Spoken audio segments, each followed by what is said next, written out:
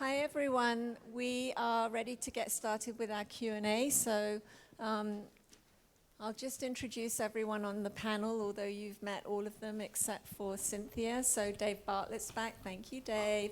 Cynthia Hammond, I always think of Cynthia as being like the attachment to Jeff Baker because she knows absolutely everything, so we're really excited that Jeff couldn't be here as we told you on Monday, but Cynthia's here, so thank you Cynthia. And then Greg Martin, lots of you know Greg Martin, we're really pleased. He's in Office of Post-Secondary Education, and we're glad that he was able to join us. And then Wood Mason, everyone loves Wood and wants to be on Wood's team. So I just wanted, this morning at the first session, I asked you to think about whether or not you would like to have the Monday session come back that we had done for a few years. And so people individually have come up and told me that they really support doing that. So can I get a show of hands as to who would be interested in us having a Monday session? The way I sort of envision it happening is that we would have 5 or 6 sessions on Monday, and we would be calling it pre-conference because our official start of the conference is always on Tuesday and runs through sort of Friday noon. So it would be, as we've organized it here for you, we'd all be in one room. We'd have 5 or 6 different sessions for you, and we'd try and customize them based on feedback that we would collect from you during the year. So, and what that would do is, first of all, it would allow you to go to other sessions that you've expressed interest in going to this time, but weren't really able to do because you were trying to juggle everything. So you'd be able to get to some hands-on sessions. And also, it would give us more opportunity for the rest of the week to meet with you individually because we wouldn't be in here for the entire 3 days, which is what's happened this time. So can I just get a show of hands on who thinks that would be great? Okay. Perfect, thank you. I'd also like you to put that on your evaluation. I know the last thing you want to do after you've been to a conference is fill out another form, but if you could please if you could complete the evaluation, say what you liked, if there's anything you want changed, that you liked the foreign schools track and you'd love to have a Monday session, that's really helpful because we have to go back and sell this to our management team and our people who hold our money that this is something that's really needed. So if you could do that, that would be fabulous. So that's enough from me. Now I'm going to turn you over to all our experts, and you can start asking all your hard questions that I couldn't answer this week. Who wants to go first? It looks like you answered all of their questions already during the course of these 3 days. That's right. So it's good. And Jeff entrusted me with the magic 8 ball, so I was all prepared. But we're ready to go. Here we go. Okay, I'll start. Hopefully it's a simple one. In an earlier session during the week, it was alluded to the fact that visa costs could not be used on a cost of attendance. I just wanted to seek clarification on that with the specific proviso that in the British context, it's a student visa. You can only get the visa if you are a student. Indeed, you can only be a student if you have that special type of visa, which is about $500, I guess, something like that. So I want to know, given that flights and things like that are included, I just want to get confirmation that visa costs are permitted. It's not a cost of the program. why not? I think it is. Who's? Could I ask where? You said earlier this week someone intimated that was not allowable. Who was that? I can't remember in which session, but it came up in passing that, well, maybe I misheard, but I thought it was indicated that visa costs were not permitted. I mean, it is for a student. It's for a student visa for the express purpose of, being in the program. I hesitate to make a call. Could I just, did it have something to do with the fact that the student's actually paying for the visa before they actually come into the country? That's probably what it was. I guess why they made that call was that it would not be, when we look at cost of attendance, for the same reason that we don't allow application fees, because though the student has to apply in order to be accepted to your school, so you could say, well, that's a prerequisite to being in the program. The application fee is not part of the actual cost of attending the program. That is the That's the rationale why. And although the visa is necessary for that, you know, I can see why the people who made that call at whatever session you were in made it. I think there is a certain logic to it. So I don't feel comfortable up here saying no, they're wrong. We will take it back. I think it's something we can discuss, and I don't think it's you know, I would say that yes, given the parameters we've used in the past, they made the proper call on it. But that's not to say that we couldn't perhaps be more flexible. Or nuance our guidance a little bit. Or nuance our guidance a little bit, So but let I us think take that back. Yeah, I think we need to talk about that with Carney McCullough and Jeff Baker and see what they say. And I don't want to make any promises, but I don't think either Cynthia or I are completely averse to it. But we'll see.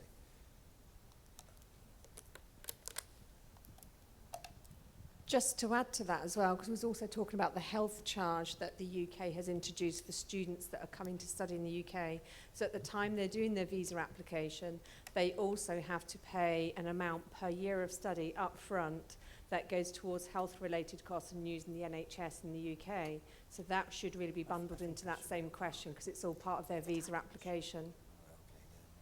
Again, earlier someone said that could be included, but now, you know, because it's done pre. Yeah, let's include that in that same discussion that we need to have back with folks in Washington, because like I said, I think this might be a timing issue, like Greg was saying, but let us talk about it some more. Yes, in France, we not only have visa fees, which is one thing, it's in order to enter France, and I understand that we should not include that, but we also have residence fees once they are in France. So if I understand correctly, those fees, since they are going to be in France, then I can include those fees in the cost of attendance? Again, I think I don't think we can make a call on that right here at this point in time. I'm not saying that doesn't seem reasonable. Again, the whole thing comes down to what's associated with the program itself. You know, And the students' attendance in the program. And the students' so attendance in the program. Yeah. And I mean, and you might say something like, well, you know, you allow travel costs, but that's because that's a particular statutory component of the cost of attendance.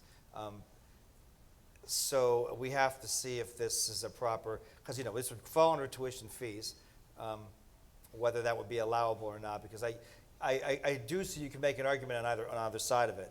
And rather than just say now, well, I think for now, I'll go with the guidance you've been given. You know, I would think right now we would say it probably wouldn't be applicable, but we'll take it back. I think this is a discussion we can have fairly quickly, and unlike some of the things we have to tell you, where statute strictly prohibits us doing anything, even if it makes sense, with this we don't necessarily have that problem. So I think we'll be able to do this fairly quickly. And we'll let you know through the foreign schools when Marcia will get back with you when we've made a decision on that. But we got it written down, so we'll definitely deal with it. I just wanted to ask with the health costs associated. So when a student comes to Australia, on their offer letter, they have the health insurance, which is prepaid and it is essential, and without that, they can't get the visa. So that's one of the conditions on their visa, that's prearranged and they have it in place. So we do include that because that's the overseas student health cover. They won't get the visa without that. So thank you for providing us that additional information. That helps as we go back and have these discussions. I mean, generally speaking, you know, in the United States, we obviously do, and we obviously do allow health insurance that a student has to get. You know, we allow that as an allowable cost of attending thing. Part of that has to do with the fact that that's insurance a student gets strictly as a result of being a student. You know, yes, for a student. Now, this health charge, would that be? It is overseas student health coverage. It's overseas student health Yes. coverage. Okay, that's important to know. So yeah. Cynthia will take that down. I think that definitely bodes well in favor of allowing it, not just any charge that any tourist, long-term tourist would bear, but it's a student. It's a student health cover, and if they don't have it, no matter how well their application is, their visa will be Their rejected. visa will be rejected. Okay, well, we'll Thank look you. at all this. I'll say, you know, personally, I'm not averse to it, but it does have to be discussed. Can I ask another question? Sure. Yep. There was another question in regards to dependent care, where you have a little child. In Australia, you can't leave a child under 12 unattended by themselves. So if it's a single parent bringing a child, and there's costs associated with that. So childcare is pretty expensive for young kids. It Right. could be $250 a week. Right. Can we get some clarity on that? I think that one's pretty straightforward. We do have a dependent care allowance, and that's a statutory cost of attendance element, rather a statutory element of the cost of attendance. And again, any of our cost of attendance components are supposed to be reasonable costs associated with getting what you would call competent daycare. So you would have that cost built in. If that's the cost in Australia for competent daycare, then you would build that into your cost of attendance where someone needs dependent care. What wouldn't be appropriate is for me to say, well, you know, I want Cadillac daycare for my kids, so I want the very top, and that's cost this much money. But a reasonable amount that you've determined meets whatever the costs are, wherever you are, like might be more in Sydney than it would be in a rural Yes. area. Taking that into consideration, I can make a call on that right now. That's allowable. Yes. Yeah, and because it the is government- it is for the time that they're in Yes. school. Student Yes. in school, yes. Yeah, so if, point. you know, they had an extra 3 months that they were gonna be in country because you were having a break or something, you couldn't pay for it during that period of time, but you could pay for it while they're enrolled. Because the government already subsidizes by 50%, so we only cover. Whatever the student bears, whatever Yes. subsidized Out of obviously couldn't be pocket included, whatever the expenses. student Yep. bears You would be can include that allowed. in cost of attendance, yeah. A comment about the visa issue. I'm from Israel, and all students studying in Israel have to get a special visa which allows them only to study in Israel. Right. And without that, they cannot study. And that visa has to be renewed every year at a specific time during the year. So in second, third, and fourth year, the students can get their visas renewed during the time that they're studying. It's only in the first year that there's a problem with them getting the visa before they enter the country. Okay, All right, thank you for that. thank you for that.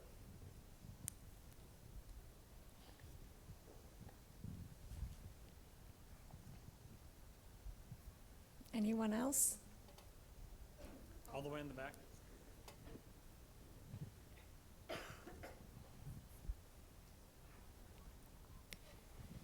Hi.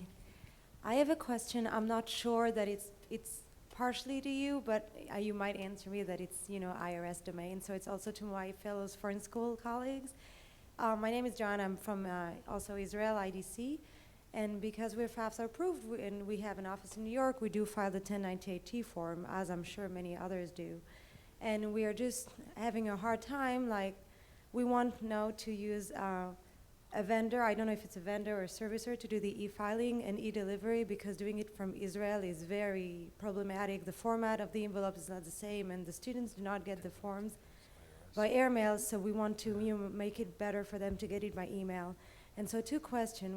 The first one is, how do I know that the one that I see online is legitimate? I mean, there is the IRS logo that, is at the end, and so I guess this is legitimate, but I mean, when I ask the IRS, they don't have a list, and here I'm not sure.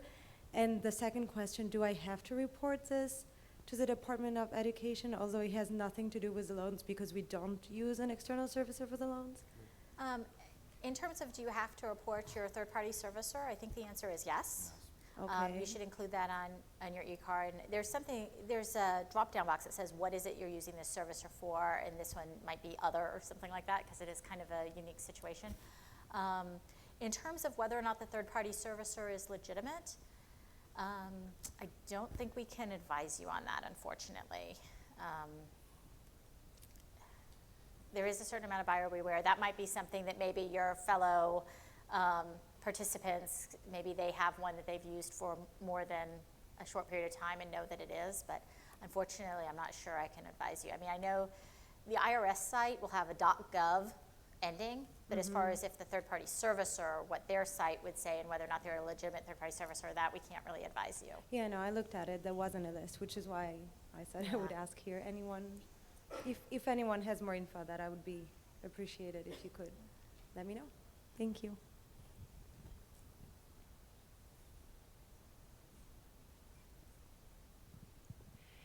There was one question at the previous session about studying abroad at an ineligible institution that we could not quite answer during the session. It was not my question, so I hope I'm rephrasing it correctly, but it was about when a student, although he has been advised not to do it, and he sneaks behind the school's back and enrolls in one of these ineligible programs, goes back to the US, then of course he cannot receive any further funding. But the question was if it means that the entire program becomes ineligible immediately and all the other students, I don't know, need to be exempt from further funding as well. So how the process would be in that case. So it sounds like your school has some safeguards in place to prevent this from happening, and it's not something that your school is sanctioning or allowing, and like I said, you have some safeguards in place. Those safeguards are being followed to prevent students from doing this.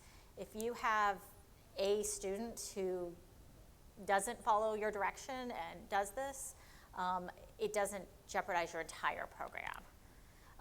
But you know, there certainly can't be a pattern and practice of this happening, and you do need to have safeguards in place to prevent it from happening. It sounds like you do, and that you've advised the student not to do this, and that, you know, then it's more on the student. It's not going to put your entire program in jeopardy. Okay, thank you.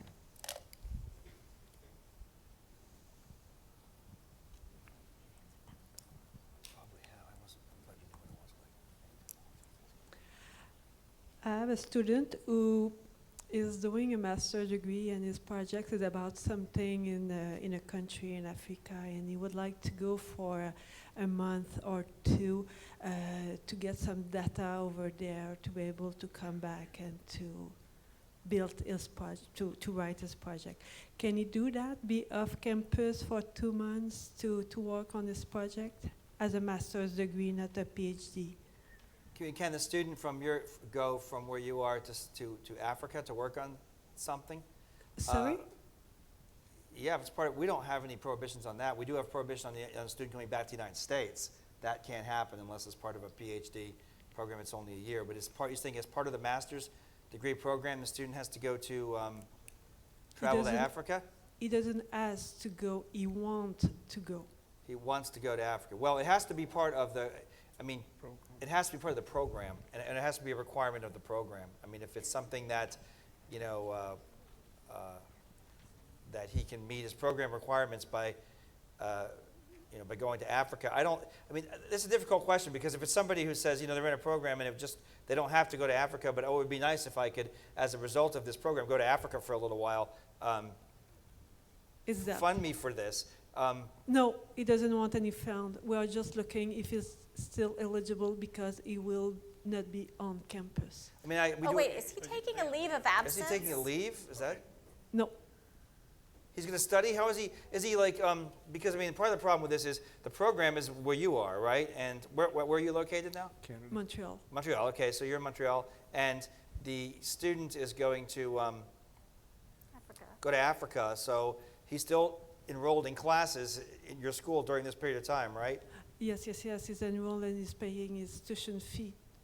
So he's not having to attend classes in... No, because he's in writing right now. He's writing his thesis. So he's writing his thesis, so he's taking thesis credits. He doesn't have to be... It's a master's thesis, not a doctoral. To be in Master's, class. not doctoral. It's not a dissertation, it's a thesis. I don't know in English, a mémoire. There's definitely a prohibition against him coming back to the United States. Right.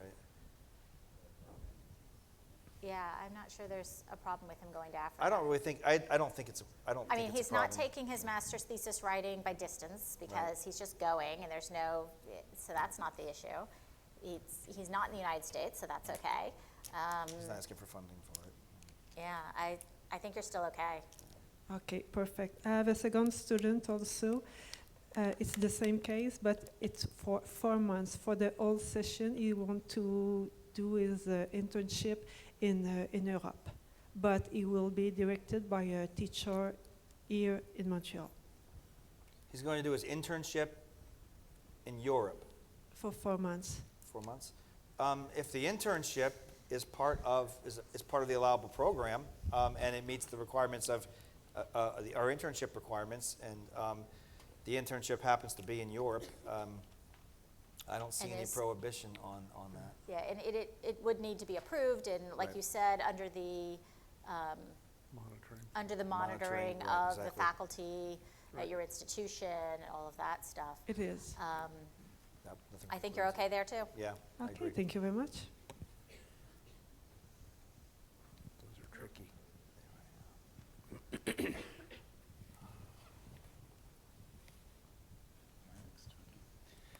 Thanks. If you don't mind, I'd just like to revisit the 10A8T question that came up before, which is regarding the definition of third-party servicer in the handbook talks about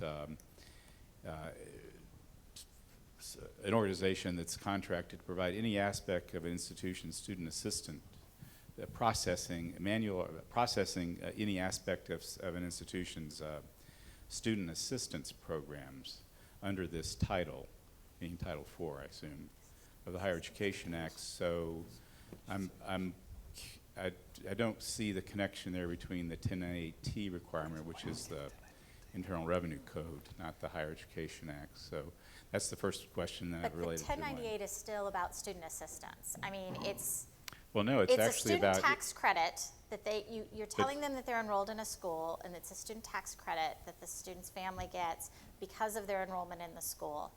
So I appreciate the question, but I think it's still, I mean, I can go back and double check with our third-party service group. I think it's still considered a I'd like to third-party know that servicer. because the credit has nothing to do with whether they're getting student assistance.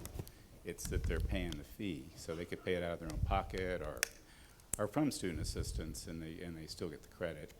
And then sort of the related question is on the, is there any requirement, any connection to the Higher Education Act and the student aid programs to the requirement that the Internal Revenue Service has that a school provide, the new requirement that a school provide a 1098T to the taxpayer, because I've been looking for that and haven't been able to find such a connection. Excuse me, such a connection. I mean, no, there is a requirement.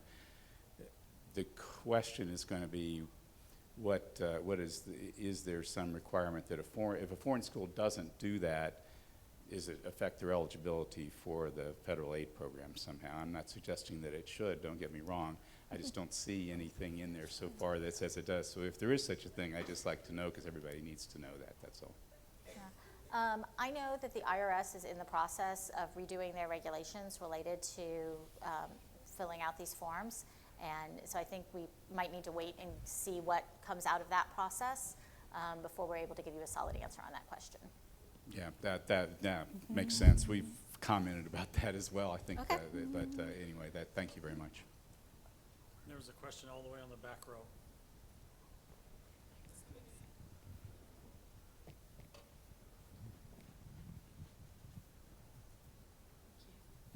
Hi, I'm from a public institution in Australia. My question relates to the registration or deregistration of campuses or teaching locations. One of the issues that we're having is that we're cleaning up our sites and deregistering and registering new locations, and we're updating our e-app within 10 days. But our regulator, TEXA, finds it a little bit problematic that we would need to provide some formal certification for you. And I'm just wondering if there's any way around that. We have an online register that records our campus locations for the world to see. Do you insist that we provide you some formal certification or documentation to confirm what's already there? I'm wondering if that's more of a question for you. I mean, I know what I would say, but I'm not aware that we have routinely asked a school to provide us information when they no longer are operating a campus. I'd sort of like proving a negative. Has someone in our office asked you to provide that information? It says it in the handbook. Pardon? It says in the handbook that you need to update the e-app within 10 days, and then you need to mail in hard copy evidence of the change and mail it into the foreign schools team. Okay, I think I've got the handbook with me, so maybe afterwards we'll have a look, because I want to be sure that I'm really understanding what you're asking, because yes, we do require documentation when you're updating your e-app. I'm just not sure that we've ever asked for documentation if you're no longer going to be operating a campus any longer. Is that where you were going with that, Cynthia? Yeah, I would go there too. I don't know why you would need documentation for no longer, other than to say you're not operating it. Are you also adding, though? Yeah. Well, You're if also you're that's adding. different. Okay. They're also adding. I bet it's the documentation for the added the ones. adding, Yeah. Yeah, definitely we need that for if you're adding a location, but not to tell us that you just, on the e-app, you end that additional location's eligibility, and then So what additional documentation would you ordinarily require? well, I don't know that ordinary is a word that I would use, because you're all foreign. So what we would do is we would want to know what would be the appropriate legal entity within your country to provide that information to us.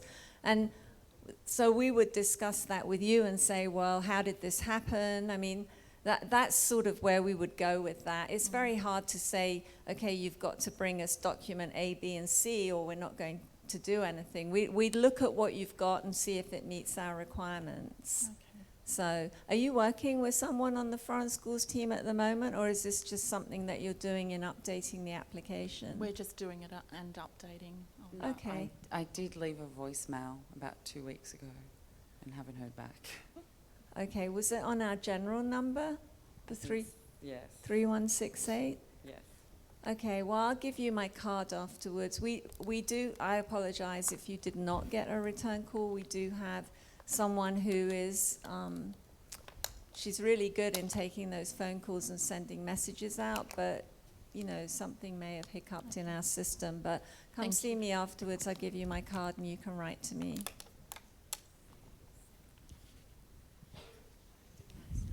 Hello. I'm still fairly new to this, so apologize. But I just wanted to go back to what you mentioned earlier when the question arose about a student potentially going to Africa from Canada to write a dissertation. And you mentioned their inability to return to the US. And I was wondering if you could elaborate on that and to give you a bit of background where I might receive that question in the future. I'm from a film school, and our students towards the end shoot a graduation film, which is something they can do wherever they like. And one of our US students might say, well, I'd like to shoot my graduation film in the US, which I understand would not be allowed. So that I can give an answer to the student, it would be great if you could give me a little bit more detail or tell me where I can read up on the detail. Yeah, there is a statutory provision that prevents students who are enrolled in foreign schools from doing part of their study back in the United States. And so they could shoot their film somewhere else, but they cannot shoot it back in the United States unless they're doing their PhD. Okay. And then there's other provisions on that, unless they're doing their PhD, and the only place they can really do it would be, they couldn't get what they need anywhere else but in the United States. So Sure. if it was a PhD, the film was his dissertation, and it was something about, took place in St. Louis or something like that, then, just to choose a city, then that would be allowable, and only for, but otherwise, no. Otherwise, no. And the whole thing goes back to, again, I pointed this out, the reason for all this was, this is supposed to be students who are studying studying abroad at a foreign institution. The whole idea is to be overseas, not to be in the United States. So, that's, and I understand there are some reasons why you think they should be able to come back, and maybe in a future Higher Education Act, some of that will change and maybe be loosened up on a little bit. But what Congress didn't want was students to be getting money for this and essentially going to school in, the UK or Australia or France or whatever, and yet being back in the United States. And I think there's a legitimate concern for that. That's why it wound up in statute. Sure, thank you. Andy, there was a hand up front.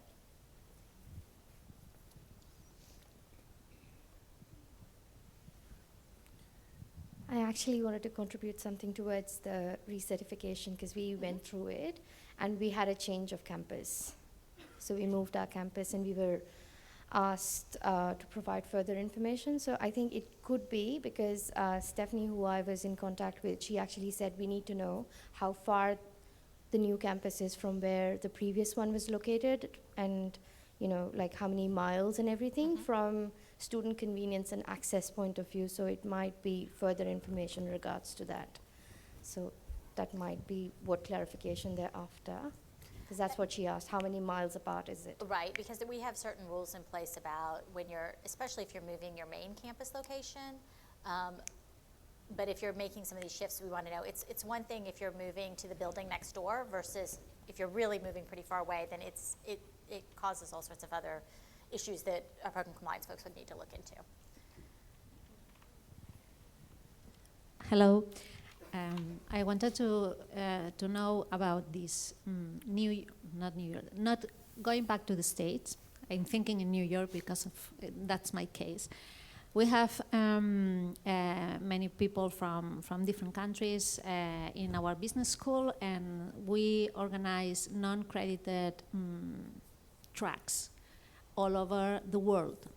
The world means Asia, Africa, South of America, North America, because we are a business school, and what we want is that our students learn how, they contact companies in these continents, and these contacts are very useful for them to find their final job. Okay, so if we go to the part of Americans that are funded by Title IV, what happens is that there are American tracks. Could they go to these American tracks? It can't be part of the it cannot be, I mean, we don't prohibit, obviously, we don't prohibit students from coming back to the United States, for any reason. We just think you can't come over to the United States while you're enrolled overseas. It cannot be any part of the eligible program. Any part of the eligible program. So if, whether you're funding the student, if as part of the eligible program, the student comes back over here for any other reason than what Cynthia just discussed with the PhD student, then it would not be allowable. So I mean, so it is not part of the program because they are non-credited hours or tracks or whatever. This is something organized by the students themselves. Oh, they just come over to the United States to meet with businesses or whatever? And they go and they contact with companies, and they have chats with the companies. Okay. In France, we call that a field trip. It just field trip. No field trips. No. No field trips. Okay, so let me just make sure I understand what the situation is. So the students organize themselves and go back and meet with the companies, but it's not part of the program. They're not getting any credit for it. No. As part of the program. That's correct. They're not getting any Title IV aid for it. It can't be part of their cost of attendance. No. Including the travel for it. Yeah. It could not be part of it. They can travel wherever they want. Yeah. If they travel on their own. Travel is on their own. Which would be the same as if they were traveling for a vacation. Right. So in that case, they could use the travel, but not for the actual thing. If it is not part of your program, you're not offering Title IV aid for it, they're not getting any credit for it, then it's just something the students are doing. No, and another point was just to know if it was possible for us to admit that it was part of their living expenses also, just to do this kind, but no, I say no. It can't be part of the program at all. Mm-hmm. Thank you.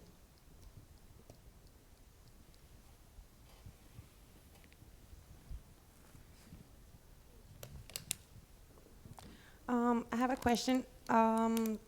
Is there any way we can limit the cost of attendance for some students? Well, the Title IV students. This is because our credit loan regulation in our institution it just covers what is tuition, fees, and health insurance. That's our credit regulations. But since Title IV is cost of attendance means, I don't know, miscellaneous and tuition fees, books, expenses, and all the other stuff. Is there any way we could limit that just to set it up just like our credit regulation? No. No. No. you have to use the statutory, the cost of attendance components are statutory. While it is acceptable for you to look at what the values you will assign to those categories are, simply zeroing one out or saying, no, we're not going to use that because we want to reduce the amount of loans or whatever is not acceptable. So for instance, transportation, miscellaneous, those are parts of the statutory components. They're statutory components, and therefore they have to be considered. That'll be all. Thank you. Thank you.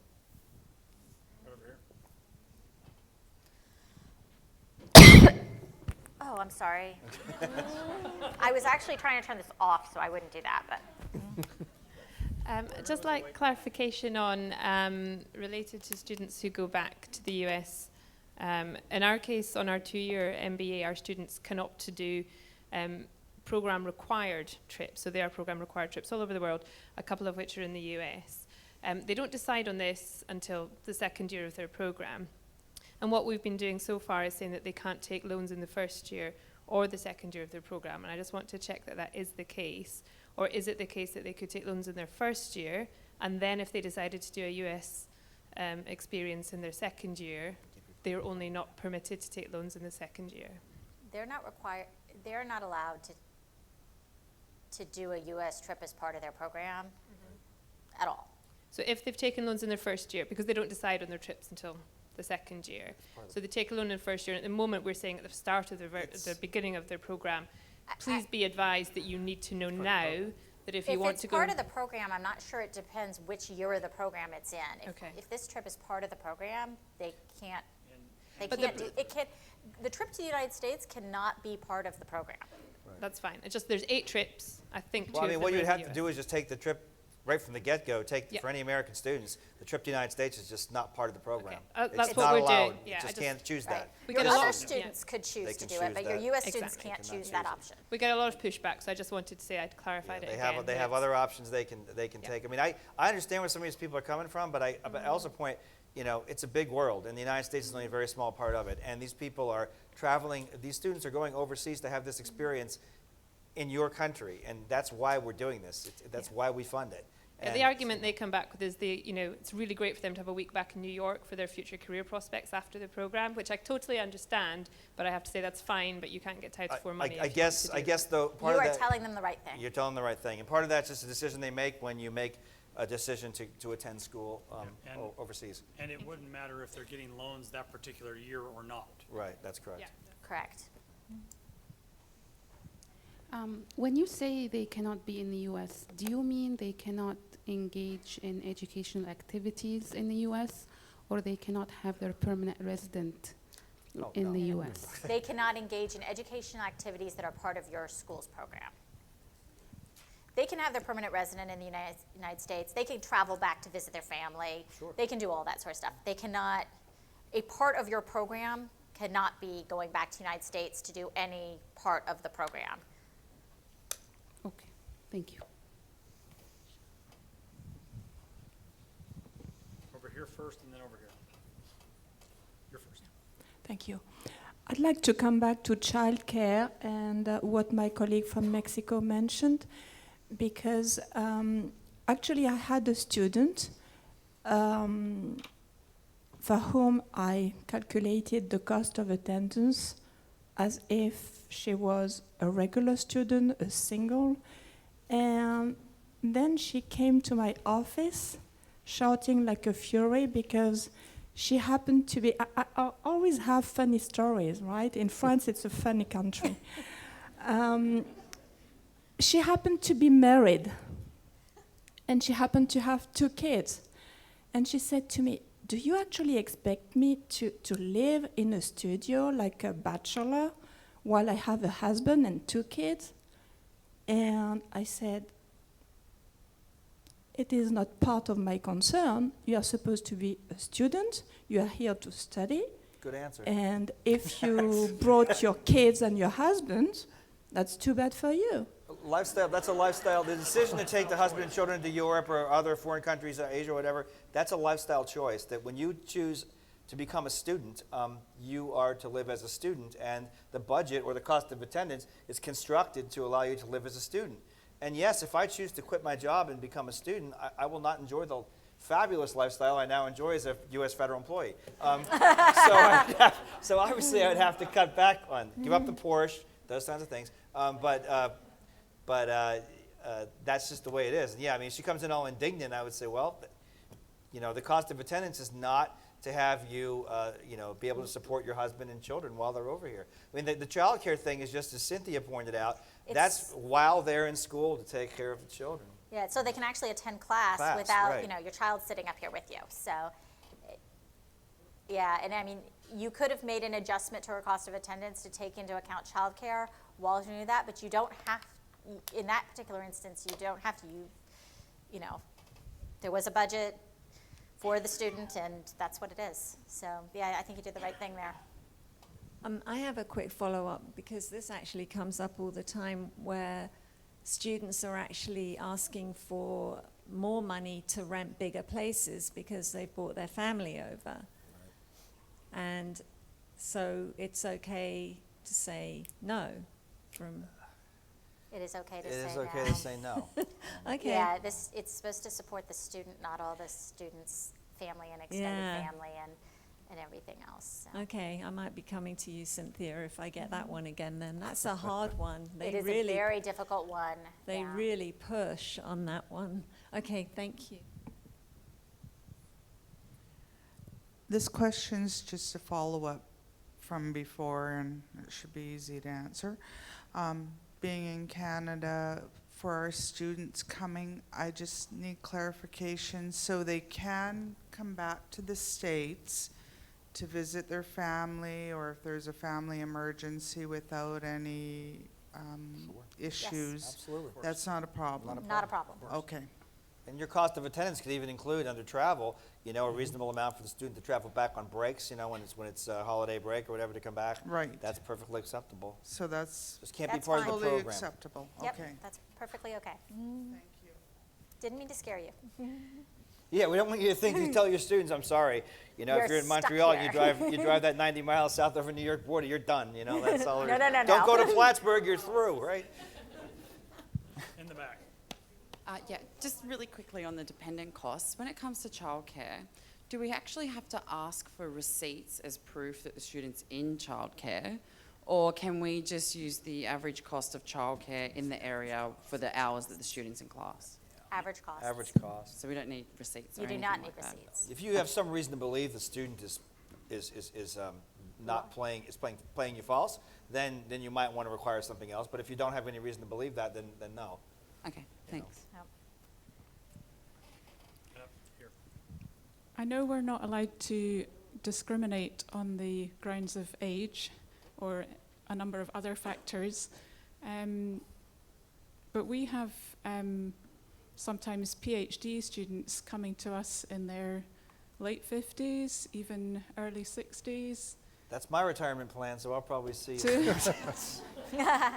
To do a PhD, and obviously, you know, we ask them to go through all the entrance counselling and, you know, make them aware of what they're taking on. But at the back of my mind, it feels completely different to awarding aid to a 20-year-old who's got their whole career ahead of them to repay the debt. Right. And I just wondered if you had any comments about that scenario. Yeah, we get, you know, that's something that we get a lot, and you know, about the age thing. And of course, you know, I don't know the way it is in other countries, but here we don't discriminate based upon that. It obviously is the case. I mean, any reasonable person would say when a 68-year-old or 70-year-old person goes into a graduate program and takes out all these loans, that the possibility. Yeah, I have to be careful what I say with, but would you look like you're 40, so I'm sorry. But the possibility, 41. But the possibility or the probability they'll pay them all back is probably, let's be honest, slim to nil. You control whom you admit. I would say that. You control whom you admit to your school. If you wanted to say, you know, when I come over, Greg, I'm sorry, you know, you're an old geezer now, forget it. You're not going to come here. That's fine. But once you've admitted that student into an eligible program, our aid is not, you can't discriminate against a student, even if he's 95, you know, I mean, I understand your feelings about it, and I share your feelings about the reality. We had a school in the United States that I dealt with where this person had a woman who was in her 70s on her third PhD that she was taking, and she was now, and every winter she would study abroad in Spain, you know. or go to Spain. And I mean, this is obviously this person's retirement plan. But she was eligible. She met all the requirements. They kept admitting her to programs. I mean, I said to him, you have the option of not admitting her. And then, you know, well, that would be discrimination. Well, it's the same way with us. Once you let her in, it's an eligible student in an eligible program. So. Back in the back. So I'm hoping you can clarify when a student switch program in the midst of their entire career from a program where there is component of distant ed to a program where it does not have distant ed. Now, what happened to that student now want to request funding? You talk about distance ed. So we know that, so just to clarify, for students enrolled in a foreign institution, again, it's sort of like with the Coming to America, no part of that program may consist of a distance ed course. One distance ed course makes the entire program ineligible. So what you cannot do is say, you know, the students are enrolled in this course, in this program rather, which has a distance ed option, but we'll just say the Americans can't register for that course. That won't work. They have to be in an eligible program of study that does not include any distance education. So what you pretty much have to do then is set up, and we went through this a couple years ago, it's kind of a construct and a dummied up thing because of the fact that you have to have two separate programs. You're not going to have separate instructors. You're not going to have separate facilities. These students can be sitting in the exact same classes as your domestic students are, but you have to have somewhere where you indicate that the eligible American student is in a program of study that does not include this course. So if the course catalog's here for your U.S. students, that distance option is not there. So as soon as the student's in a program that includes that, regardless of whether he or she takes advantage of that distance education course, it calls into question the eligibility of your entire program. So I think the question is, if you have a student who tries to transfer into this, you can't let them transfer into a program that has a distance ed component and continue to give them Title IV aid. Right. What if a student is trying to transfer out of that program? They can transfer out of it. Yes, we've said they can do that. They were in a program that had distance ed and were not getting Title IV aid, and now they want to transfer into a program that is Title IV eligible? Yes. They can do that. And we've even said, because Wendy made this call a couple, you know, is it possible if you were over here in this program that was not eligible, right, and you took certain coursework in that program and now you're going to the eligible program, that obviously a lot of that coursework will transfer that the student took in the ineligible program. Is it allowable for that to happen? And we've said, yes, it is, as long as it doesn't become a gaming issue. If you have students who are constantly, you know, going in and out of a program to go over here to get distance education, then coming back, that would not be allowable. But generally, the same thing we've said about students where you have a student who takes a course at another school in your country that is not an eligible institution. Are you allowed to transfer back the credit? Yes, we don't control what credit you can transfer. That's a proprietary decision. However, if it has the appearance of allowing this in order to get around our rules, then that would be a problem. And again, there's a bit of a reasonable person test associated with that we would have to look at. Thank you. Sorry, I had a question about the effective date for when we report students as graduated. We had a situation where a student had their results released in December, and for all intensive purposes, it looked like they had met their award. However, they were still classed as fully enrolled, and the faculty was undertaking research on this student's record because they may not have met all course requirements. They hadn't taken some junior credits that they needed to take and things like that, and they eventually got awarded in February. So from December to February, the faculty was trying to ascertain if this student had actually met course requirements. So the student was still enrolled full-time in our student record system, whilst they were ascertaining if she'd actually met requirements. Our auditors said that we should have reported her as withdrawn during that time, and we just wanted to seek clarification on that because she was actually enrolled full-time and she hadn't met course requirements. But she wasn't actually taking classes. She wasn't taking classes, was she? No, but it was in between. So if they had discovered, during their research, if they'd found out she hadn't met course requirements, she had to re-enroll. It was Was just this like during a vacation transitioning time? between 2 semesters for her. Oh, it was Yes, in between a it was in semester. between You semesters. know, so even though she'd We met allow summer all, break. she had full credits for the program, but she hadn't actually met all the course requirements because she hadn't. So she was fulfilled going to junior graduate credits. at a certain point? I mean, generally, I don't know, in the United Yeah. States, what happens is when you're coming up on graduation in your final term, you have to be, the dean of students or somebody like that will certify you for graduation. That you've met all the requirements at that point. They're going to look to see that, you're not missing a lab course or whatever it is that occurs. So they'll certify you for graduation. Generally, what will happen is at the end of the matriculation, so I'm in my 4th year and I get done and I essentially look as if I have the credits. I would be reported as being, even if in a U.S. situation, even if I couldn't be reported as graduated because usually it's a dean, it's not certified me graduated, I'm reported as out of school at that point when I've titularly met the graduation requirements.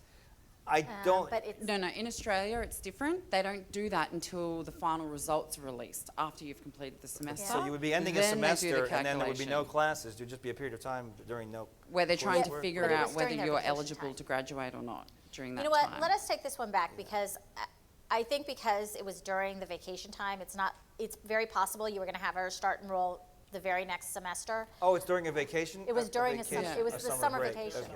Yeah, it was our summer Their vacation. version of summer break. Oh, okay. I Yeah, see. it was All summer right. vacation, and we weren't sure. I She see what may you're have saying. re-enrolled again because she may not have met course requirements. Oh, I and see. So she you didn't might know not at that point. So you didn't really know at that point she graduated. So No, you were looking she'd to finished. see. It looked like she'd done 192 credit points of 192 credit points, but she hadn't. They thought she hadn't met all her course requirements. So the dean, the faculty don't do those assessments that you were talking about until after the results are released. Whereas you said in the US they do them leading up to the They end of generally their do what's called a studies. degree audit when you're getting Yeah, towards we the do end. that after they've finished it. So our students don't actually graduate until April. So they may have finished class in November, but they have their graduation ceremony in April, and they get awarded a bit earlier. So they Okay. get awarded. So they Since you're already talking to Marcia about the other issue, we should talk about that one again as Yeah. well. That's. I can see why the auditor may have, because there is a whole thing about, we don't.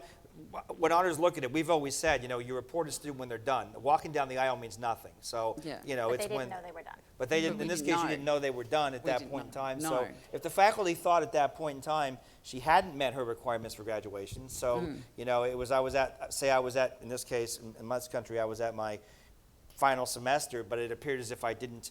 The spring went by. It appears as if I wasn't ready to graduate, so I was going to come back in the fall. And so I was in a summer bridge period that we do allow. And then all of a sudden they said, oh, well, on second thought, he did graduate. However, I would say, if you say 2 months later, I should have graduated, the effective date of my graduation should be moved back to when that term ended. That would be the effective date of my, so when you actually report might be later, but the effective date should be No, when I wouldn't the left. effective date be when they're actually awarded?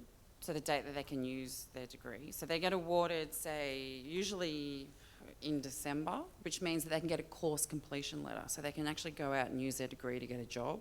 They just walk across the stage in April. Right, and the walk across the stage wouldn't, That doesn't count. that But doesn't when, count. but when That they're doesn't count. awarded their degree, once they've done that graduation audit, that you call it, and they're awarded that degree, that's the effective date. Right, and I would say, like, Right. yeah. Yeah, So and that's what we usually use, except that this student If it took hadn't another done it. month, like if another month went by because you thought the student wasn't graduating, the end of that term came, student wasn't graduating because you thought he still had more credits to take, a month, 2 months goes by, then you decide, okay, he actually did graduate at that point. That's when the student did meet all the requirements. At the end, in our case, it would be, say, the end of May, or, middle of May. So it should have been May 15th. Then the date that you would report, the effective date for the status, which would be the effective date for the G status in SLDS, would be the date that the student actually completed. But it might be You have to go back and backdate it. You have to go back and backdate it.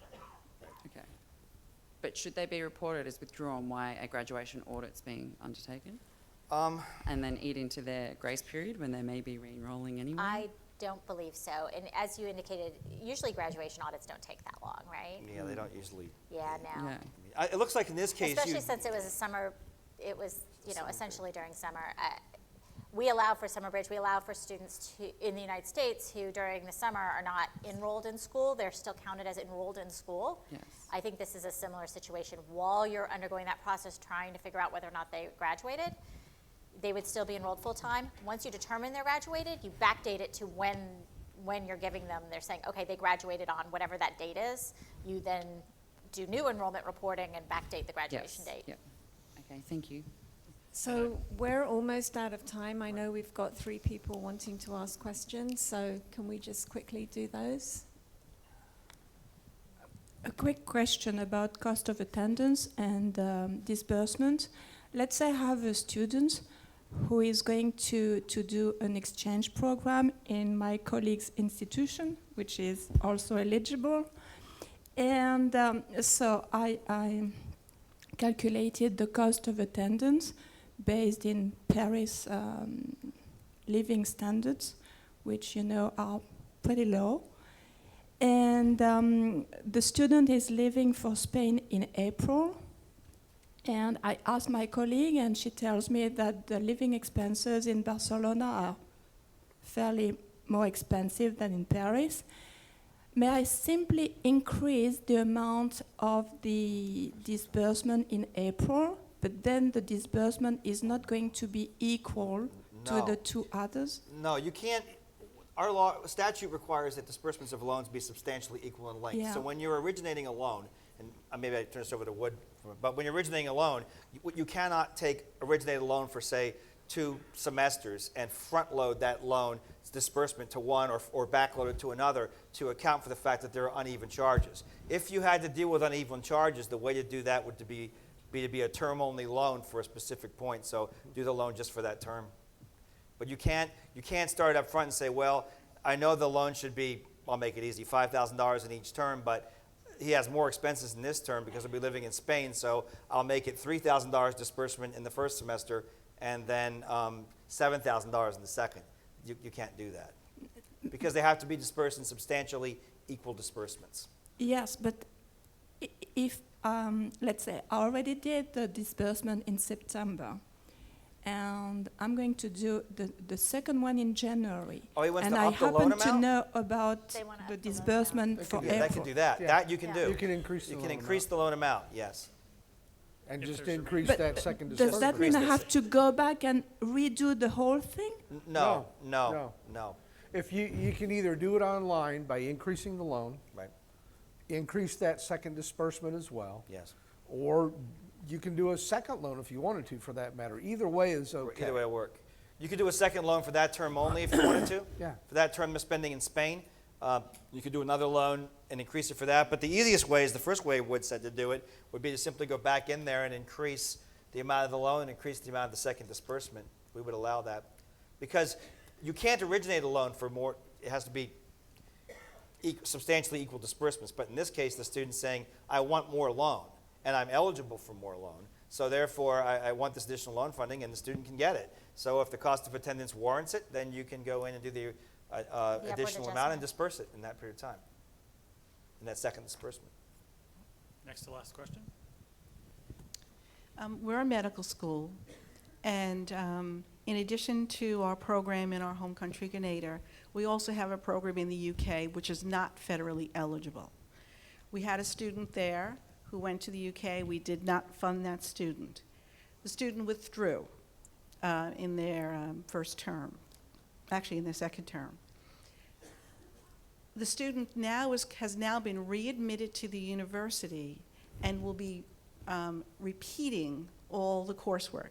So they're not getting any credit from that first term, but they're repeating in the home country in Grenada. Is the student eligible for aid? So they're repeating coursework that they took in Britain. In the UK, correct? In the UK. We do have repeat coursework rules. It's just more of a matter of the fact that they weren't funded at all in the first place? They were in an ineligible program Oh, they weren't initially. eligible. All right, they were in a place where they weren't eligible, so they're taking the program again. Right. I don't see a problem with that. Didn't we answer this question? Did Jeff Baker ever get back to you on that? Because I seem to remember having this discussion with him at one point. I'm taking that as a no. He didn't. Yeah. Personal. Didn't do that. Because I think Jeff and I had this conversation with the student who started in the UK and then stopped and then was readmitted in The eligible program. the eligible program. In the ineligible and then the eligible. So it's not repeat coursework. 'Cause Actually, it was a little wasn't reversed saved for it. of that one. That was a little twist on that. He went back, at one point, the program was eligible. In that particular instance, from like 2-3 years Oh, ago. okay. And then he went back to that program, and we didn't know if we could fund him again back in the UK. This is a different twist on Okay. on that. So for this student who, you're making him retake the coursework and not counting any of the credits for when he was over there. Correct. So I think you're okay to fund him. Yeah, I do too. Thank you. Yeah, I think it's okay. Right, and last question. Well, actually, I didn't realize. Two Oh, questions. I was gonna say, you said three. My apologies. No, I didn't know that. It was your three questions, not Andy's three questions. Oh, boy. I added one. Jeez. One here and one over there. Just to follow on the question from my Australian colleague about the end date or the graduation date. What if a student at the end of his studies, in this case, is under investigation for academic misconduct? At that point, the student hasn't passed and hasn't failed. And it could drag out for quite some time, especially if it is over the summer period, because then academic staff are away. So there are delays until you have the various panel hearings, especially if the student denies the allegations. It takes time. They can go through various appeal stages. And yeah.